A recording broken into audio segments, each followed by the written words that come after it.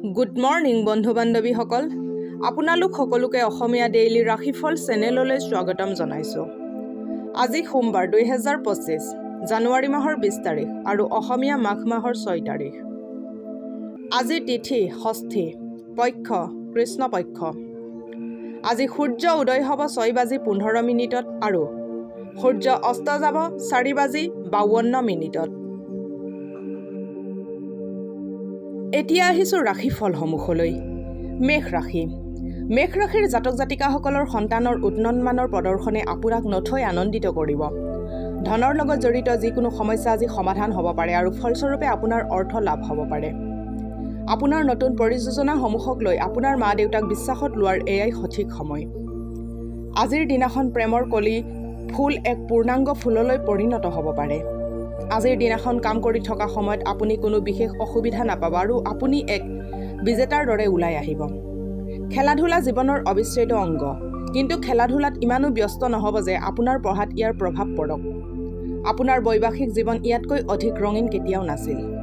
সেউজীয়া ৰঙৰ কাঁচৰ বটলত পানী ভৰাই ৰ'দত ৰাখক, তাৰপিছত সেই পানী দি স্নান কৰিলে স্বাস্থ্যৰ লাভ হ'ব। এতিয়া আহিছোঁ বৃষ ৰাশিলৈ। বৃষ ৰাশিৰ জাতক জাতিকাসকলৰ সামাজিক মিলাপ্ৰীতিৰ বাবে স্বাস্থ্যক প্ৰাথমিকতা দিয়া আৰম্ভ কৰক।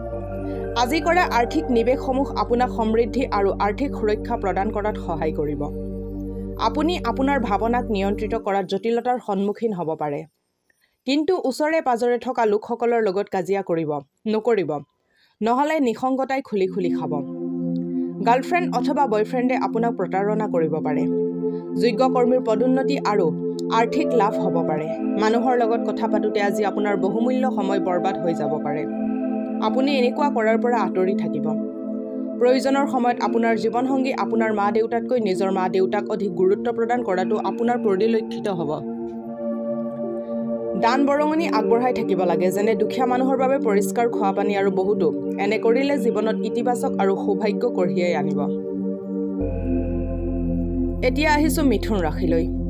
মিথুন ৰাশিৰ জাতক জাতিকাসকলৰ নিজৰ চিন্তাধাৰা আৰু উৰ্জা অথবা শক্তি সেইবোৰ কামত লগাওক যিবোৰে আপোনাক সপোন দিঠকত পৰিণত কৰিব পাৰে। অকল আকাশত চাং পাতি থাকিলে একো নহ'ব। এতিয়া আপোনাৰ লগত এইটোৱে সমস্যা যে আপুনি চেষ্টা নকৰি অকল ইচ্ছাহে কৰে। ভাই ভনীৰ সহায়ত অৰ্থ লাভৰ পূৰ্ণ আশংকা আছে। নিজৰ ভাই ভনীৰ উপদেশ লওক। পাৰিবাৰিক অথবা সাংসাৰিক দায়িত্ব আপোনাৰ বৃদ্ধি পাব, যি আপোনাক মানসিকভাৱে হতাশ কৰি তুলিব পাৰে। কোনোবা মনোগ্ৰাহী ব্যক্তিৰ লগত দেখা হোৱাৰ প্ৰবল সম্ভাৱনা আছে। অফিচত আপোনাৰ প্ৰতিদ্বন্দ্বিতা কৰা ব্যক্তিজনক আজি ভুল কাম কৰাৰ ফলপ্ৰাপ্ত হ'ব। সীমাহীন সৃজনাত্মক কাম আৰু উৎসাহে আপোনাৰ আৰু এটা লাভদায়ক দিনৰ পিনে লৈ যাব পাৰে। আপুনি অনুভৱ কৰিব যে বিয়াৰ সময়ত কৰা সকলো প্ৰতিশ্ৰুতি সঁচা হয়। আপোনাৰ জীৱনলগৰীয়ে আপোনাৰ প্ৰকৃত প্ৰেয়সী। সিজোৱা মগু যিকোনো দুখীয়া ব্যক্তিক খোৱালে স্বাস্থ্য ভালে থাকিব। এতিয়া আহিছোঁ কৰ্কট ৰাশিলৈ।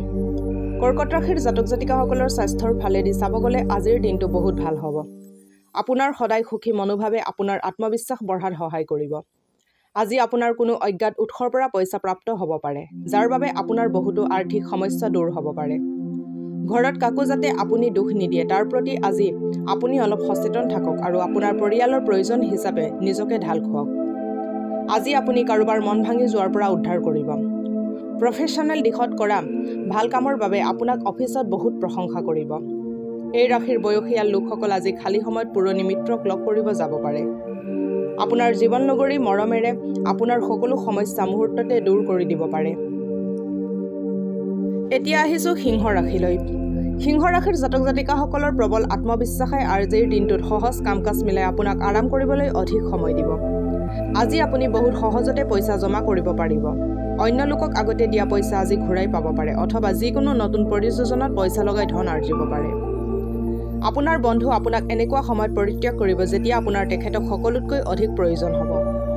অলপ মনোমালিন্য হোৱাৰ পিছতো আজি আপোনাৰ প্ৰেম জীৱন ভালে যাব। আপুনি নিজৰ সংগীক সুখ দিয়াত সফল হ'ব। অলপ কথা বাৰ্তা আৰু চতুৰতাই আপোনাক লাভান্বিত কৰিব পাৰে। টেক্স আৰু বীমা সন্দৰ্ভত আপুনি অধিক গুৰুত্ব দিয়াৰ আৱশ্যক আছে। আপুনি আপোনাৰ জীৱনলগৰীৰ গুণবোৰৰ বাবে আকৌ তেওঁৰ প্ৰেমত পৰিব পাৰে। 5জনী সৰু ছোৱালীৰ মাজত গাখীৰ আৰু মিচিৰ বিতৰণ কৰিলে ঘৰত সুখ শান্তি বৃদ্ধি হ'ব। এতিয়া আহিছোঁ কন্যা ৰাশিলৈ। কন্যা ৰাশিৰ জাতক জাতিকাসকলে আশাবাদী হওক আৰু সদায় ধনাত্মক দিশৰ পিনে লক্ষ্য কৰক। আপোনাৰ বিশ্বাস আৰু উদ্দীপনাই আপোনাৰ ইচ্ছা আৰু আকাংক্ষাসমূহৰ বাবে নতুন বাট মুকলি কৰিব। আৰ্থিক দিশত আপোনাৰ উন্নতি হ'ব। পৰিয়ালৰ লগত সামাজিক গতিবিধিয়ে আপোনাকে ধৰি সকলোকে সুখী কৰিব। আজি আপোনাৰ প্ৰেমৰ উত্তৰ প্ৰেম আৰু ৰোমাঞ্চৰ জৰিয়তে লাভ কৰিব।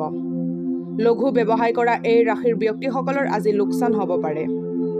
অৱশ্যে ভয় খোৱাৰ কোনো দৰকাৰ নাই। যদি কষ্ট ঠিক দিশত আছে তেন্তে ভাল ফল এদিন নিশ্চয় পাব।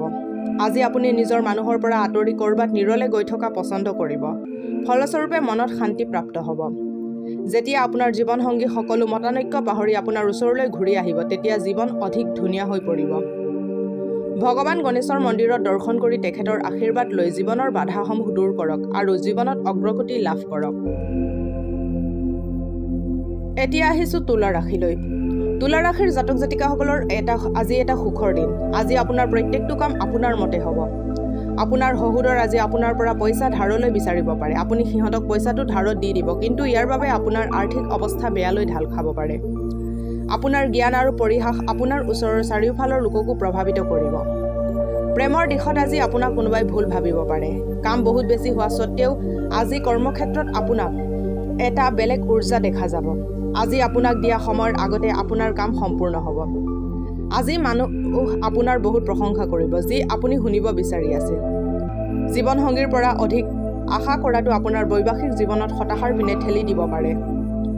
আৰ্থিক লাভৰ বাবে পিতা অথবা পিতৃসম ব্যক্তিক সূৰ্যৰ কাৰক বস্তু দি বনোৱা আহাৰ গ্ৰহণ কৰাব। এতিয়া আহিছোঁ বৃশ্চিক ৰাশিলৈ। বৃশ্চিক ৰাশিৰ জাতক জাতিকাসকলে আজি খেলা ধূলাত অংশগ্ৰহণ কৰাটো জৰুৰী, কাৰণ চিৰযৌৱনৰ ৰহস্য এইটোৱে হয়। যিবোৰ লোকে টেক্সৰ আদায় সময়মতে নকৰে সিহঁতে আজি কিবা ডাঙৰ সমস্যাৰ সন্মুখীন হ'ব পাৰে। সেইবাবে আপোনাক উপদেশ দিয়া হয় যে টেক্সৰ আদায় সময়মতে কৰিব লাগে।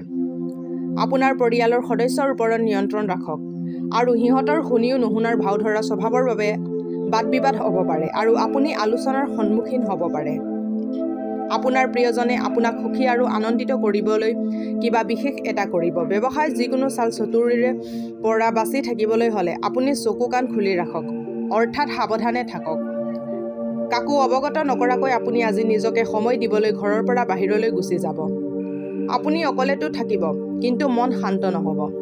মনত আজি বহু চিন্তা আগাদেৱা কৰি থাকিব। জীৱন লগৰীৰ লগত আজিৰ সন্ধিয়া সঁচাকৈ কিবা এটা বিশেষ হ'বলৈ গৈ আছে।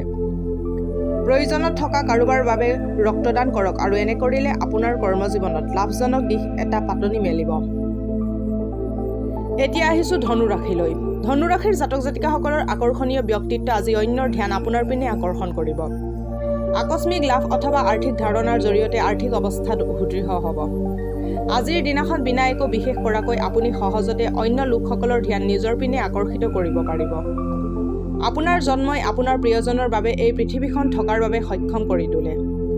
ব্যৱসায়িক আলোচনাৰ মাজত কথকি আৰু ভাবুক নহ'ব। যদি আপুনি নিজৰ কথাত নিয়ন্ত্ৰণ নাৰাখে তেন্তে আপুনি অতি সহজতে প্ৰতিষ্ঠাভূমিত মিলাই দিব পাৰে। সময়তকৈ অধিক একো হ'ব নোৱাৰে। সেইবাবে আপুনি সময়ৰ সদ্ব্যৱহাৰ কৰে, কিন্তু বহুত সময়ত জীৱনটোক অলপ অৱসৰো দিব লাগে আৰু পৰিয়ালৰ লোকৰ লগত সময় অতিবাহিত কৰিব লাগে। আজি আপোনাৰ মা দেউতাই আপোনাৰ জীৱনসংগীক কিছু ভাল আশীৰ্বাদ দিব পাৰে, যাৰ ফলত আপোনাৰ বৈবাহিক জীৱন অধিক সুন্দৰ হৈ পৰিব। বুধ গায়ত্ৰী মন্ত্ৰৰ প্ৰতি পুৱা জপ কৰিলে আপোনাৰ কৰ্মজীৱনত লাভজনক প্ৰভাৱ পৰিব। এতিয়া আহিছোঁ মকৰ ৰাশিলৈ। মকৰ ৰাশিৰ জাতক জাতিকাসকলৰ মানসিক শান্তিৰ বাবে দান পুণ্যৰ কামত সহযোগিতা কৰক। যদি আপুনি বহুত দিনৰ পৰা আৰ্থিক লোন লোৱাৰ বাবে যোগাযোগ কৰি আছে তেন্তে আজি আপুনি লোন ল'ব পাৰে। আপোনাৰ পৰিয়ালৰ লগত ৰুক্ষ ব্যৱহাৰ নকৰিব। এই ব্যৱহাৰে পাৰিবাৰিক শান্তি ভংগ কৰিব পাৰে।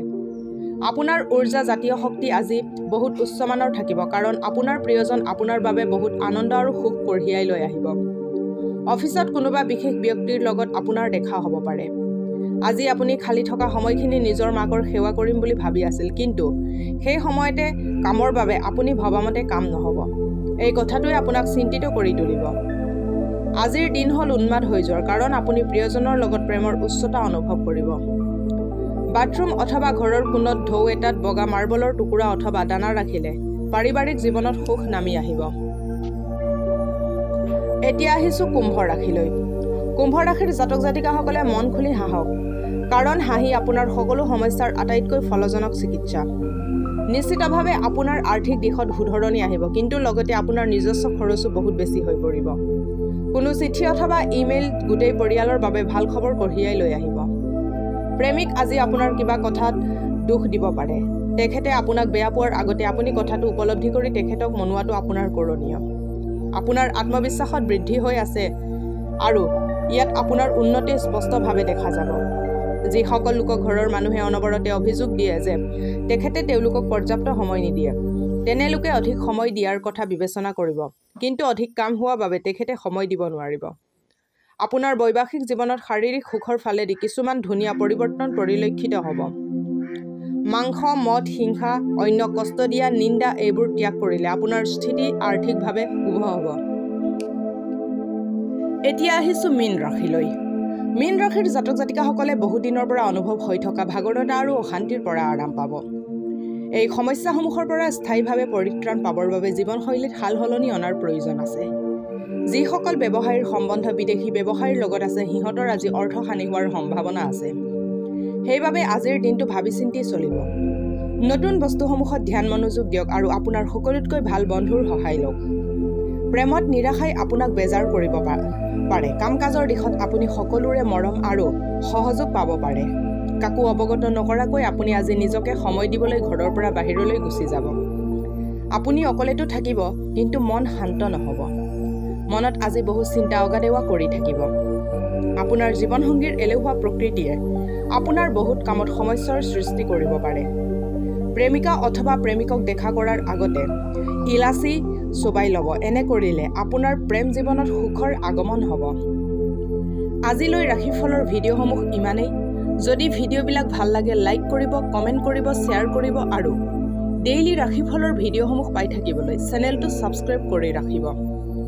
ধন্যবাদ।